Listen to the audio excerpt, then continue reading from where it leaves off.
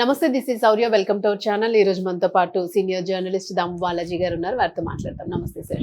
Sir, అంటే మనకి Putin వచ్చి వెళ్ళారు, ఆ సమావేశాలన్నీ జరిగినాయి, మోదీది పుతిన్ది కొన్ని కీలకమైన అంశాల మీద చర్చించారు అని చెప్పేసి మనం మాట్లాడుకున్నాం.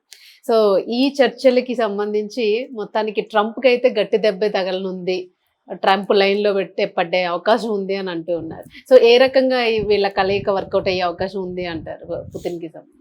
పుతిన్ ఇండియాకి రావడం ఒక చారిత్రక సందర్భంగా చెప్పుకోవచ్చు. చాలా ఇంపార్టెంట్. ఇవాళ ఉన్న మనకి జియో పొలిటికల్ కండిషన్లో, అట్మాస్ఫియర్లో చాలా ఇంపార్టెంట్. దీనికి ప్రధాన కారణం ఏంటంటే అమెరికాకి ఇండియాకి మధ్య సంబంధాలు చెడిపోయినాయి ఈ మధ్య కాలంలో. అంటే ఇప్పటికి కూడా ట్రేడ్ టాక్స్ అనేవి జరుగుతున్నాయి. ఈ ట్రేడ్ టాక్స్ అనేవి ఫలవంతం అయితే కానీ ఇండియన్ ఎకనామీకి బూస్ట్ వచ్చే పరిస్థితి లేదు. దీనికి ప్రధానంగా ఏంటంటే మొత్తం 50% టారిఫ్లు విధించారు. ఎందుకంటే మన ఎగుమతులకి ప్రధానంగా ఆధారపడింది అమెరికానే. మన ఎగుమతులు ఎక్కువ చేసేది మనం నెంబర్ 1 కంట్రీ అంటే అమెరికాకి. సో మన ఎగుమతుల మీద 50%, అంటే 100 రూపాయలకి అమ్మేది 150 రూపాయల కంటే అక్కడ కొనుగోలుదారులు మంది బదులు వేరేది కొంటారు కదా.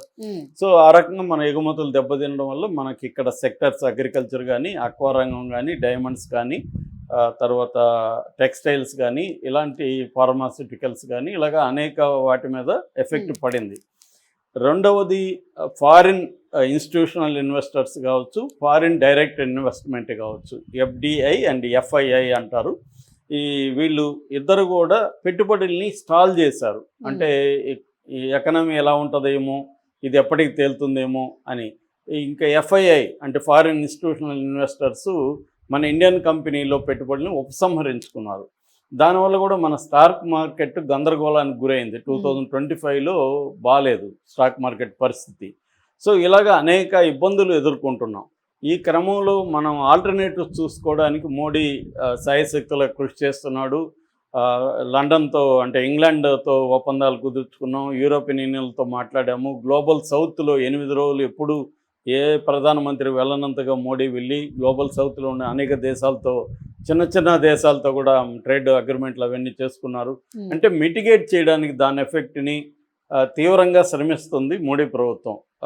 అట్లాగే తల వంచలేదు అంటే ఏంటి, మనకి 25% ఏమో రెసిప్రాకల్ టారిఫ్స్ అని ట్రంప్ చెప్పాడు. అంటే మీరు మీ దేశం నుంచి మా దేశానికి వస్తున్న వాటి మీద వేసే టారిఫ్స్, మా దేశం నుంచి మీ దేశానికి వెళ్తున్న వాటి మీద వేసే టారిఫ్స్ టాలీ అవ్వాలి అనేది ట్రంప్ చెప్తున్నాడు. అది ఓకే. కానీ మనకి 25% పనిష్మెంట్ టారిఫ్ అంటారు దాన్ని. పనిష్మెంట్ టారిఫ్ వేశాడు. ఎందుకంటే రష్యా నుంచి మనం ఆయిల్ కొనుక్కున్నాం. రష్యా నుంచి ఆయిల్ కొనకూడదు. ఆయిలే కాకుండా ఏది కూడా రష్యాతో బైలేటరల్ ట్రేడ్ ఏ దేశం చేయకూడదు అనేది నాటో దేశాలు ఇంపోజ్ చేశాయి. ఎందుకు? ఉక్రెయిన్తో 3 ఏళ్లకు ముందు వార్ స్టార్ట్ అయింది కాబట్టి ఉక్రెయిన్తో వార్ ఆపకుండా పుతిన్ కొనసాగిస్తున్నాడు. ఆల్రెడీ ఉక్రెయిన్ దాంట్లో 25% భూభాగాన్ని ఆక్యుపై చేసుకున్నాడు, లక్షల మందిని చావుకి కారణమయ్యాడు అన్న ఉద్దేశంతో పుతిన్ని ప్రెజర్ చేయడం కోసం పుతిన్ మీద ఆంక్షలు విధించారు, రష్యా మీద ఆంక్షలు విధించారు. కానీ మనం ఆంక్షల్ని ధిక్కరించి మనం కొంటున్నాం. మనం కొనడానికి ప్రధాన కారణం ఏంటంటే మన ఎనర్జీ అవసరాల్లో, ముఖ్యంగా ఆయిల్ అవసరాల్లో 15% మాత్రమే దేశీయంగా తయారవుతుంది. ఇంకా 85% మనం దిగుమతుల మీద డిపెండ్ అయినాము. మనం గల్ఫ్ కంట్రీస్ దగ్గర నుంచి కొంటుంటే మనకి బడ్జెట్ ఎక్కువ అవసరం అవుతుంది. రష్యా మనకి డిస్కౌంట్కి ఇస్తానని చెప్పింది కాబట్టి మనకు అది ఉపయోగపడుతుంది. కాబట్టి ట్రంప్కి ఎలాగా అమెరికా ఫస్ట్, మోడీకి కూడా ఇండియా ఫస్ట్ అనడం తప్పేం లేదు. కాబట్టి మోడీ దానికి ఒప్పుకున్నాడు, జరుగుతుంది. కానీ మీరు ఆపకపోతే నేను 25% వేస్తానన్నాడు, వేసాడు. దానివల్ల మనం ఆపలేదు. ఇక చైనా కూడా ఫస్ట్ ఎక్కువ కొనేది చైనానే. సో చైనా, ఇండియా, బ్రెజిల్ అంటే బ్రిక్స్ దేశాలన్నీ. బ్రిక్స్ అంటే అర్థం ఏంటంటే బ్రెజిల్, ఆర్ అంటే రష్యా, ఐ అంటే ఇండియా, సి అంటే చైనా, ఎస్ అంటే సౌత్ ఆఫ్రికా. దీంట్లో మళ్ళీ చాలా దేశాలు చేరాయి, ఇరాన్ ఇలాంటివన్నీ కూడా చేరాయి. బ్రిక్స్ అనేది పెరిగింది. ఈ బ్రిక్స్ దేశాలు గట్టిగా నిలబడి ట్రంప్ని వ్యతిరేకిస్తున్నాయి. ఇప్పుడు ట్రంప్ ఇంట బయట వ్యతిరేకత మొదలైంది. ఇష్టం వచ్చినట్టుగా నిర్ణయాలు తీసుకుంటే ఎలా ఉంటుందో ట్రంప్కి సెగ అనేది మొదలైంది. అక్కడ లక్షలాది మంది సమ్మె చేస్తున్నారు, వ్యతిరేకంగా ఉన్నారు, అసలు బడ్జెటే పాస్ కావట్లేదు, షో డౌన్ అంటారు, అది బడ్జెట్ లేకుండా అనేక కార్యక్రమాలు అక్కడ ఆగిపోయినాయి. మరోవైపు దేశాలు ధిక్కరిస్తున్నాయి. ముఖ్యంగా పుతిన్ ఇండియా రావడంతో ఇంకా అదేదో అంటారు, ఆల్రెడీ అతనికి కోపం ఉంటే అగ్నికి ఆజ్యం పోసినట్టుగా ఇంకా మన మోడీ దాని మీద పోసాడు. అంటే నువ్వేం చేస్తావు చేసుకొని ఒక ధిక్కారం అని అనుకోవచ్చు. దీనివల్ల ఏమవుతుందంటే మనకి మేలు జరిగింది, రష్యాకి కూడా. రష్యాకి ఇప్పుడు ఏమవుతుందంటే రష్యా కూడా క్రైసిస్లో ఉంది. వాళ్ళకి డబ్బులు కావాలి, మనుషులు లేరు, వాళ్ళ దేశంలో వర్క్ ఫోర్స్ తగ్గిపోయి, ఎందుకంటే రష్యా నుంచి చాలామంది పారిపోయారు, అక్కడ చాలామంది సైన్యంలోకి చేరి చనిపోయారు, వాళ్ళకి లేబర్ ఫోర్స్ కావాలి, అది ఇండియా సప్లై చేయగలదు. అలాగే వాళ్ళ దగ్గర నుంచి మనం కొంటే వాళ్ళకి డబ్బులు వస్తాయి, ఆ డబ్బులతో వార్ని కంటిన్యూ చేయగలరు.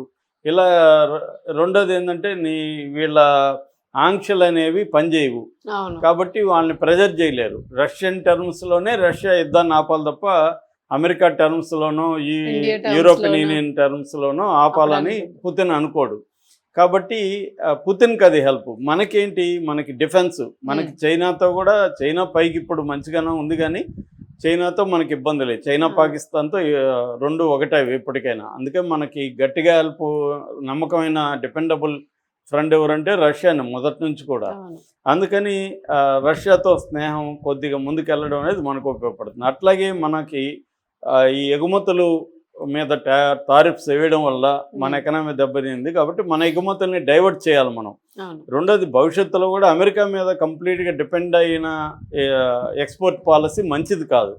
అందుకని మనం ఇప్పుడు డైవర్సిఫై చేయడంలో భాగంగా రష్యా మన అగ్రికల్చరల్ ప్రోడక్ట్స్ని, మ్యారిటైమ్ ప్రోడక్ట్స్ని కొనడానికి ఒప్పుకున్నది. ఎంతో కొంత అది మనకి మేలు జరుగుతుంది. అట్లాగే డిఫెన్స్లో మనకి ముఖ్యంగా దాని ఏమంటారు, S-400 ఇలాంటివి సప్లై, వాటి విడిభాగాలకు సంబంధించి ఉమ్మడిగా ఉత్పత్తి చేయడం, ఇట్లంతా. అంటే ట్రేడ్, బైలేటరల్ ట్రేడ్ ఇప్పుడు $65 బిలియన్ ఉంది మన అంటే రష్యాకి మనకి మధ్య. దీన్ని 2030 నాటికి $100 బిలియన్ తీసుకోవాలంటే $35 బిలియన్ పెరగాలి అనేది అనుకున్నారు. అది జరుగుతుంది కూడా, అది పెద్ద కష్టం కూడా కాదు. అట్లాగే ఎనర్జీ, ఆయిల్ నేను ఆపను, రష్యా మనకి హామీ ఇచ్చింది కంటిన్యూ చేస్తానని. కాబట్టి ఆ మేరకు మనకి ఫారెన్ రిజర్వ్స్ ఉంటాయి. రెండోది ఏమంటే డాలర్లోనే చెల్లించాల్సిన అవసరం లేదు రష్యాకి. మనం మన కరెన్సీలో చెల్లించి, లేకపోతే రష్యన్ కరెన్సీలో రూబుల్స్లో చెల్లించవచ్చు. కాబట్టి అది కూడా మనకు కొంతవరకు ఉపశమనం. అట్లాగే మైగ్రేషన్, మన లేబర్ ఇప్పటి వరకు 70,000 నుంచి 1,00,000 మందికి ఉద్యోగాలు వస్తాయి అక్కడ. అది రష్యాకి బెనిఫిట్, మనకు కూడా, మన వాళ్ళకి అక్కడ ఉద్యోగాలు వస్తాయి కాబట్టి బెనిఫిట్. అట్లాగే హెల్త్ సెక్టర్, నిన్న కూడా నేను చెప్పాను, కూడంకులంలో న్యూక్లియర్ పవర్ ప్లాంట్కి వాళ్ళు హెల్ప్ చేస్తున్నారు. రష్యా 2 రియాక్టర్లని వాళ్ళు ఇస్తున్నారు, మొత్తం 6 రియాక్టర్లు ఉన్నాయి. ఇలాగా అనేక రకాలుగా ఇన్ఫ్రాస్ట్రక్చరు, వీటిలన్నిటిలో కూడా పెట్టుబడులు రష్యా మనకి పెడుతుంది. కాకపోతే ఏంటంటే ఉక్రెయిన్ వార్కి సంబంధించి మాత్రం పెద్ద చర్చలు జరగలేదు. మోడీ ఏమన్నాడంటే ఉక్రెయిన్ వారు శాంతిగానే పరిష్కరించుకోవాలని కోరుకుంటున్నానని మాత్రమే చెప్పాడు. కానీ ఒక రకంగా రష్యాకి బూస్ట్ అయింది. రష్యాతో స్నేహంగా ఉండడం అంటే ఉక్రెయిన్కి అది దెబ్బ తగిలినట్టే ఇండైరెక్ట్గా.